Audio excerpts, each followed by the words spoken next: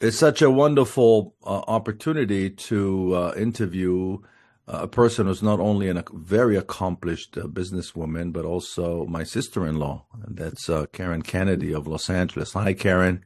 Hi, It's good Ido. to see you. There's a 10-hour difference. I appreciate the fact that it's very late for you back in LA. It's pretty early for us here in Israel. And I interviewed people from all you know, fields, entertainment people, political people, and so on and so forth. It's a great joy for me to interview business people, especially when I have a guest like you who has such an incredible story. And I think your story begins with your family legacy. So you are in the real estate business. You specialize in management of properties. We'll talk about how you structure deals. We'll talk about the dangers of echo chamber investments and so on. But first, let's talk about your family legacy. You come from quite a family. Yes, you joined in early on in your life, but yes, I'm the eldest of six. My grandfather was very active in Israel and the politics of making Israel recognized as a nation back in the day in the first vote. And I, I'm humbled by what the legacy of the family is, frankly. But It's a lot to rise to. I think the legacy I'm referring to is the fact that your grandfather, Lou Boyer, was a pioneer in suburban planning, and he's the person who conceived the famous Boyer plan. And if you'd like to tell us a little bit about that. Oh, the Boyer plan. So I was sitting in a public administration class at the university, and my grandfather was my grandfather. So I never thought of him in terms of what he was doing. He was just doing his thing. And I'm half asleep in this class many, many years ago, and I hear them talk about how cities are funded and created, and the model that they use is the Boyer plan, and that's the family name. So I immediately came to, and I actually listened in that class, and that evening I called him and I said, Papa, what is the Boyer plan?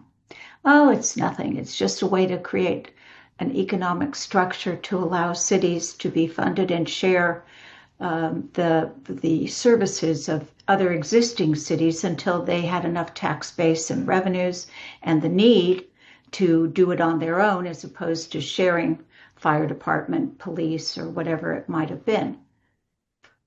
I had no idea. I had no idea. In fact, I don't know how many in the family even today know, to be honest, because we don't talk about stuff like that. We should, but we don't. Well, I recently noticed that there's a lot of information as databases are digitizing their content and uploading it. There's a lot of information about your late grandfather and his business legacy. He was definitely an innovator in the field of urban planning. And to our viewers and listeners that are interested in the history of Southern California, Lou Boyer, along with his partners Mark Taper and Ben Weingart, were the ones who conceived the idea of building the city of Lakewood, which was one of the largest development projects at the time post-World War II. And then Lou Boyer went on to develop much of San Fernando Valley, Yes. including Oak Park, West Hills, Agora Hills, and so on and so forth. And so he was a big player, and as you mentioned, Karen, he also was very active on behalf of the Jewish community, and he was a big supporter of the State of Israel, a big supporter of the civil rights movement. In fact, we have lots of archival material with him and Martin Luther King and so on, and late Mayor Bradley. And the entire family. I think his brother Mark was also very much involved in LA Yes. politics, Mark Boyer. Anyhow, so that's his family legacy. No wonder that despite of your training as a media person, and when I met you, you were actually a publisher of a magazine called TV Facts. I even remember fondly the T-shirt that said TV Facts on it. I Yes. had it for a long time. But you were drawn naturally into the family legacy, which is real estate. So tell us about how your company, NAS, National Assets Services, come about. Tell us about the kind of work that you do and how you structure your business. Because I'm not saying this because you're my sister-in-law. I've heard some of your colleagues speaking about you in admiration, the way you handle things, the way you structure things, the clarity of your thought, all those things. Please tell us, how did NAS come about and what makes it so unique? Well, NAS came about with the subprime debacle that happened in 2007 and 8, and real estate went upside down because of lending practices that had gone afoul. And as a result, I was forced to open my own doors, which your wife, my sister, had been asking me to do for many years, but I didn't want the responsibility. But I had no choice. I love working. I need to work, especially in those days. And so I opened the doors with 6 contracts, working with groups that were on the verge, groups of investors that were on the verge of foreclosure, and I saved deals. And through word of mouth, I expanded the business from myself and one other person and a bookkeeper, essentially, to be now 15 of us. And it's the same group. People come to work with me and they don't leave. So the person who has the least amount of tenure is, I believe, 10 years working with me, because I don't think of people as working for me, because I still am a working person myself, every day. And there's nothing that I ask them to do that I haven't done myself, ever. So I bring a lot of experience to the table, um, things that are fixing problems, whether they're in real estate or in life. It really is, you can fix the thing happening in the moment, but trying to figure out what caused it in the beginning so it doesn't happen again, especially in business, is it's something you have to open your eyes to and be willing to learn the hard lessons. And I think you learn more from your failures and challenges than you do from your successes. At least that's Yeah, been my experience. absolutely. That's a very important lesson. If you had to typify the deals that you're doing, can you share with us the categories? What types of deals Oh, you sure. specialize? So, single tenant, triple net, credit investment grade credit tenants. Those are, that's where I started sponsoring my own deals. After I saved a lot of deals, I was effectively putting myself out of business because I saved the deal and then I'd sell it because there's always a time to sell. Um, and, um, and so I was losing assets, all different types, multifamily, student housing, assisted living, um, office, all types of office, from huge skyscraper types in major cities, always in the United States, all the way down to single, garden style apartment office buildings and everything in between. Student housing, we're all over the country, and multifamily, but they each bring their own kind of unique challenges. Retail, which is where I cut my teeth in real estate myself, because my grandfather didn't do retail. So I didn't have to compete with the legacy in that field. So I got involved in all sizes of retail, working for other companies. And I office, of course, which is now becoming, especially after the pandemic, it's changing its stripes, if you will, to become more useful, and industrial. So we handle all asset types and always have. Right now, I'm sponsoring as well because not only did I save deals, but I also found myself really trying to take care of the potential of what people needed to do. They'd bring me, because they trusted me, they'd bring me deals, and they'd ask me what I thought of these deals. And I couldn't tell them what I really felt because I had nothing else to offer them. But I told them nonetheless, because they either believed me or they didn't believe me.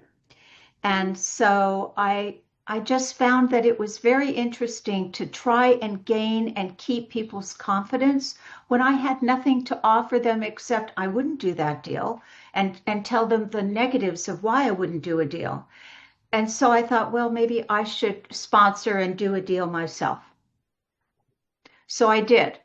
The first deal I did was with Clorox as my tenant, and a great tenant. They're still there. They just renewed after a 10-year deal. And we're in the process of selling it because now's the time to sell it when it has a new full-term lease attached to it. Now, many of your deals are the type of deals that could be described as club deals, which means that you bring a group of investors, right, Oh, to yes. join you in. That's Yes. what we call here in Israel a club deal. Oh, And so the question is, what are the benefits of potential investors, people that go with you? What should they expect from the deal? well, they don't have recourse debt. So when they're an investor in a deal, I have the exposure, but not the investors. So as a result, it's something that allows them to be protected from the downside of a deal as an investor.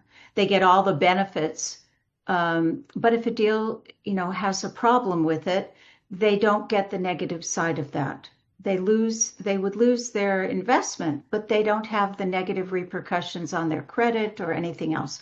That falls to me. I take that. And so when I take that, it's something that is personal to me.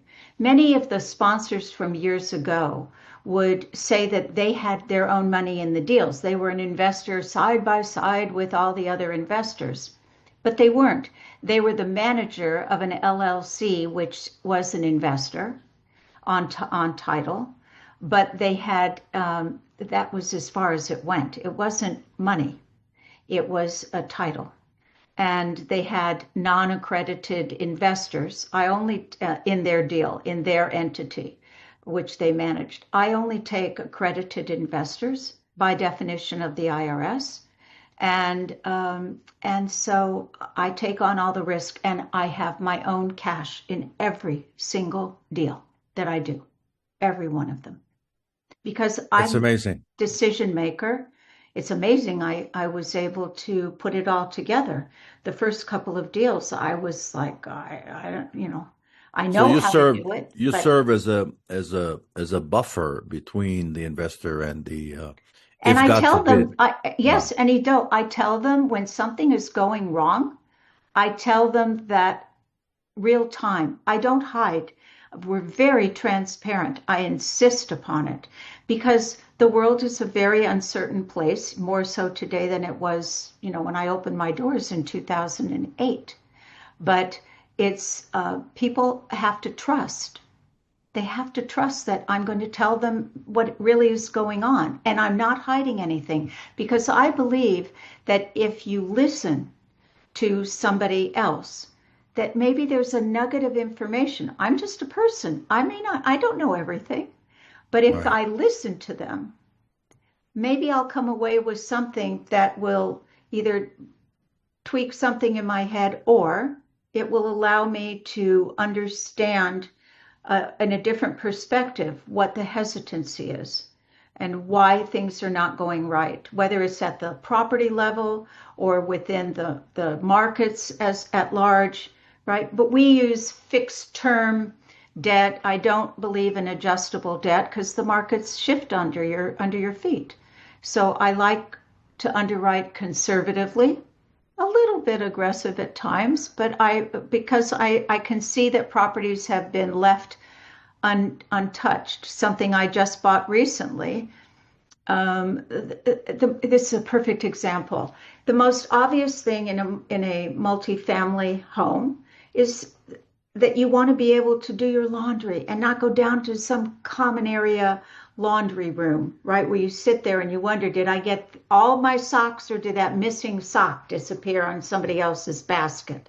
Which And is so like a global, by the way, universal mystery with the socks, by the it way. is, it truly is. I'm still looking for some. And so every single unit in this 123 unit deal in Texas has the plumbing for a washer and a dryer. And it's not more than a few $1,000s to put everything in.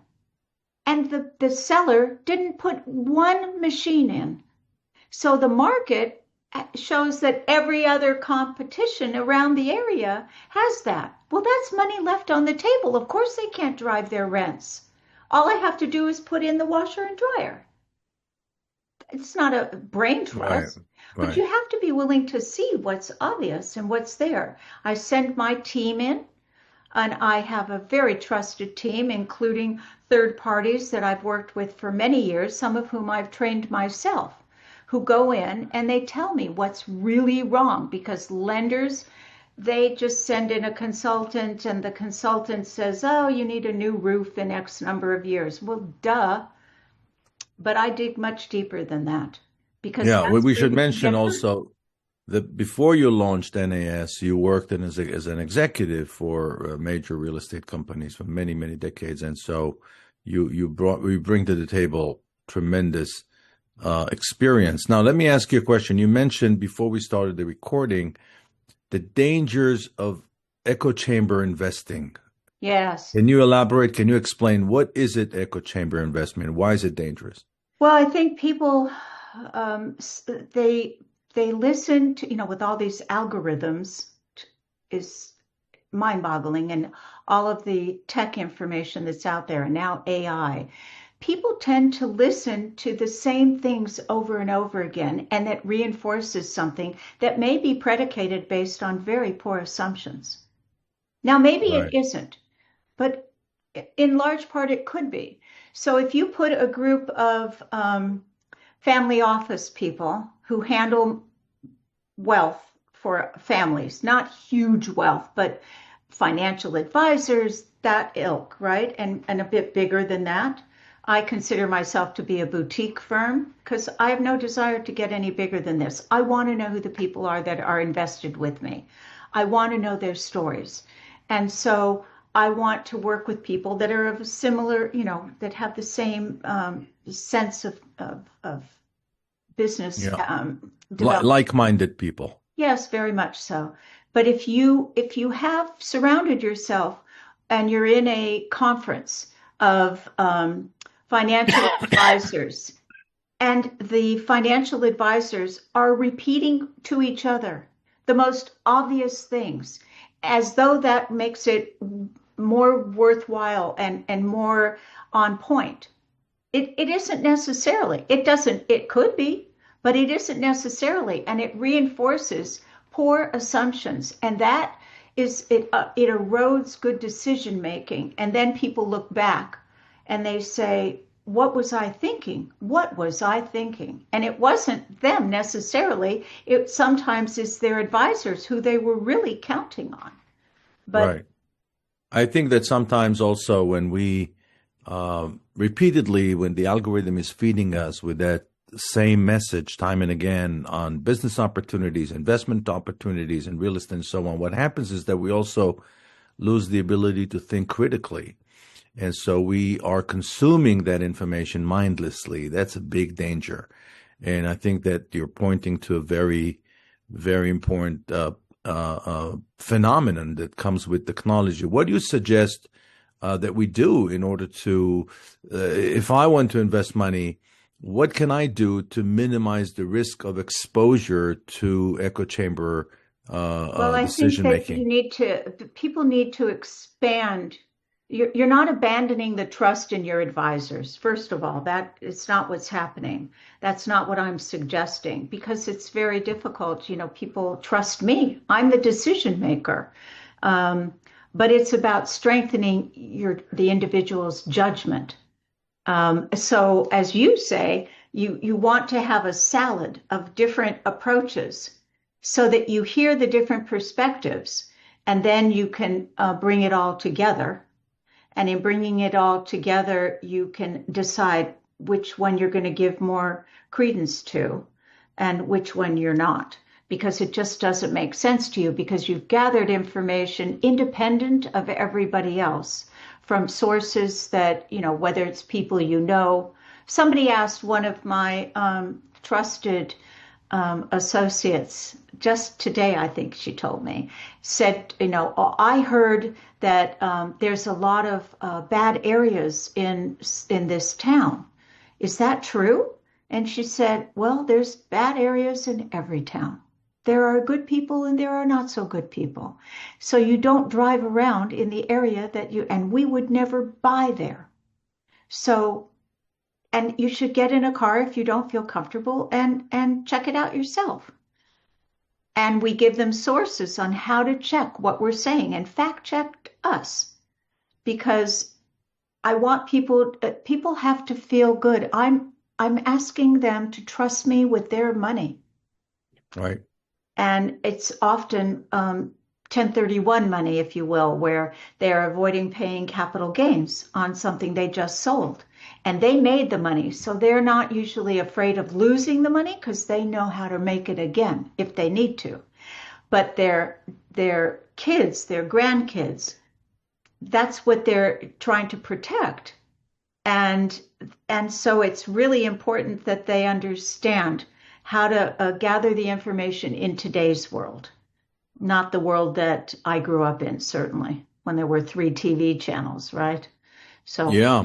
And I think you really nailed it. The trust is the issue of our time. This is really the biggest yeah. challenge in every vector. It is the issue of our time, and it really affects every dimension of business. Let me ask you in conclusion. So you have a wonderful website, but you also have a portion of the website that talks about a system that you developed called NAS Investments Solution, NASIS. So tell us a little bit about that, how you structure that, and why should people pay attention to it? Well, there's a lot of papers I've written that are on there that'll put you to sleep at night, I'm sure. But NAS is National Asset Services. So that's what I started with in 2008. I used that structure. It was asset management, not property management, but asset management over failing investments that people had as a group. In those days, it was tenants in common, which were referred to as TICs. Lenders thought that they had nailed the right way to do business, but in fact they had not, because the IRS required a group of total strangers to vote unanimously to sell, to do a lease. I mean, it was crazy stuff. And so, and they leveraged each other at moments of decision making, which was very ugly. But I managed to get through it and save deals, as I said. Now, moving forward, after doing so much for so many years to help people, I'm using a structure called a DST, a Delaware Statutory Trust. And I formed NAS Investment Solutions as a acquisition arm for the investors who are in the deals that I asset manage today. And NAS Investment Solutions has been around for 7, 8 years. That's when I started doing my own deals and sponsoring them, putting my own money at risk and my good name.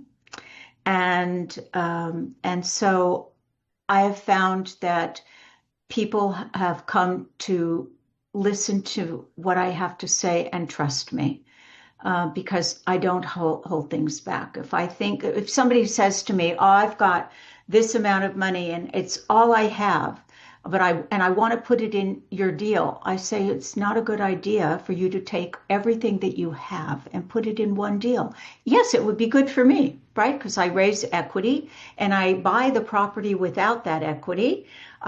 With my own equity, source of equity, and a fund that I created. But then I sell the equity to new investors. But it isn't smart to do that. Now, not many sponsors would say, I don't think you should put all of your money with me. Very few. In fact, I can't think of any. But there may be a few out there. It sets me apart. And people who know me trust me as a result, because I'm very, very straightforward, very frank, as you know. Yeah, and I think that you outlined very clearly all the reasons that made you so successful over the years. I think this was also educational for me. I think our time is running out and we have to wrap, but this was such an educational experience for me, and I thank you for that. And I'm looking forward to hearing what our friends have to say about our conversation. And if they have any questions, please put them in the comment section, and we will make sure that Karen Kennedy and her team at NAS answers your questions. And thank you, Karen, for doing this in such a late hour of the night. And greetings from Jerusalem. And from Venice, California. Bye, Ido. Hugs to the family.